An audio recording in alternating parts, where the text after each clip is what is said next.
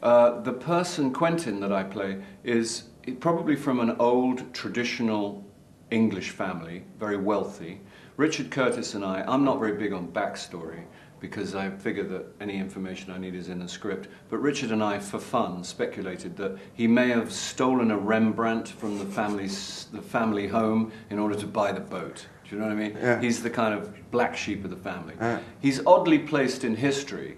If you were my age in 1967, it meant that you almost certainly fought in the Second World War, in his case as a fighter pilot, and then somehow by 1967 he's running a rock and roll radio station in the middle of the North Sea, wearing some very weird sort of trousers.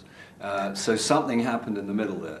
Well, would you call him a rock revolutionary or is he a businessman? Well, he's kind of both, but I would think it's far less a business enterprise than a passion for the music. So I would call him a rock and roll, or for want of a better word, a rock and roll entrepreneur.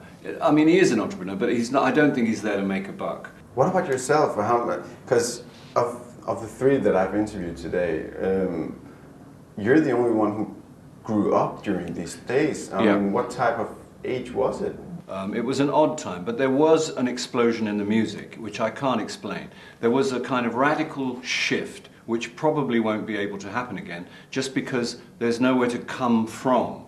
You came from nothing, your mum and dad's music, which was grown-ups in their best clothes, standing very still and singing about the moon. And you went from that to Jimi Hendrix playing the guitar with his teeth, burning his guitar, Mick Jagger and the Rolling Stones, and Led Zeppelin and the Small Faces and Kinks and the Beatles and everything else. Basically what happened was that young white males, in weirdly English males, which is bizarre, I can't explain it why it should happen in England, got hip to black American music. That's what happened. But how faithful is the movie to the period then? Well, in terms of look, in terms of the visual look, it's incredibly accurate. And also the disparity, the contrast between the sort of black and white world of Kenneth Branagh and the colourful psychedelic world of me is pretty much how it was. You know what I mean? It was like that. People dressed in black and grey and very conservative, and everyone was very, you know. And then there was this other, the young, who started to kind of explode in colour and in the music.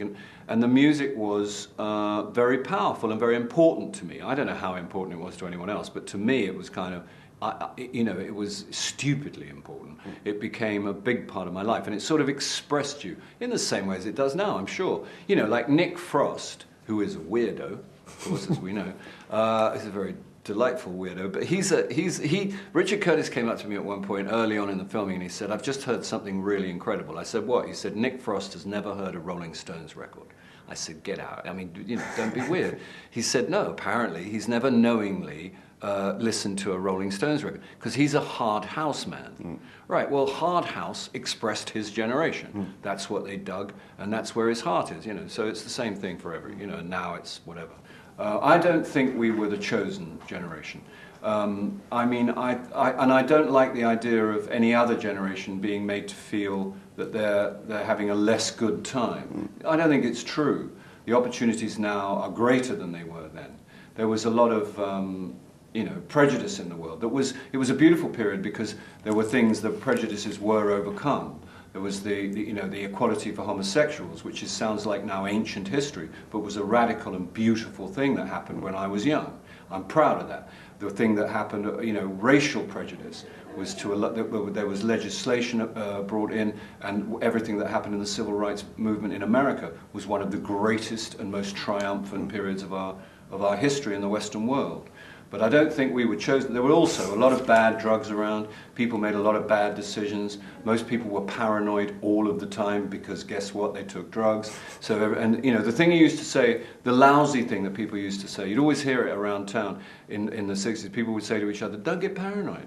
And you can't deny being paranoid, you know what I mean? Because if you say, "I'm not paranoid," they go, "You're paranoid." You know, it's like, it was a lousy thing. And you'd hear a lot of guys who just slept with their girlfriend's best friend saying, "Baby, be cool."